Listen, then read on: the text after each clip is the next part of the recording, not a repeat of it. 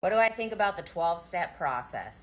I think that if AA has helped you to get sober and stay sober, the 12 steps helps you, having a sponsor helps you, keep doing it. I'm an advocate for, or I go hard for, do what works for you. But I don't think that there is just one modality to sobriety or there's just one way to sobriety that works for everybody. It's not a one size fits all type thing. I don't go to AA. I have never worked the steps. I don't have a sponsor. And yes, I've been to AA in the past, and I just realized it wasn't for me. But I don't want to ever sound like I'm trying to shit on AA or act like it's a useless program. No, I think it works great for a lot of people. I have friends in recovery that go to AA on a regular basis, and that works for them. So I say, great, keep going. But here's where the rub is for me. When I have shared that I didn't get sober from AA, I get some hate or some pushback from the hardcore, more cultish side of AA. And the response is, well, you weren't truly an alcoholic if you didn't go to AA, or you weren't truly an alcoholic if you didn't need AA. You're just a relapse waiting to happen. You better get to a meeting right now. You better get a sponsor. You're not truly sober because you didn't do it this way. And I understand it is a slight margin of people in AA. Not everybody who attends AA is like that.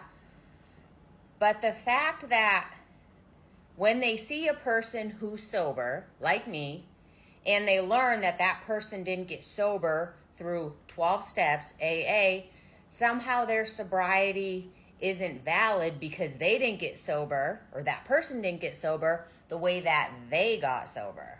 And that right there just pisses me off, because if you can look at someone who is sober, has been sober for a lengthy period of time, they are thriving in their recovery, they're growing in many other areas of their life, their mental health is better. And if you could see me 2+ years ago compared to how my life is now, it's a complete 180.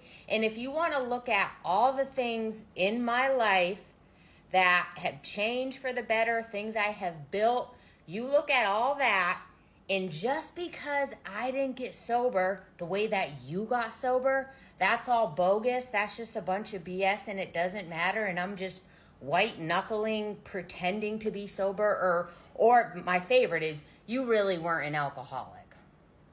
Really? And I've also learned, as I've shared this, that AA just wasn't for me. I found that I was more inclined to do more of a smart recovery type program, more of a peer-to-peer led group.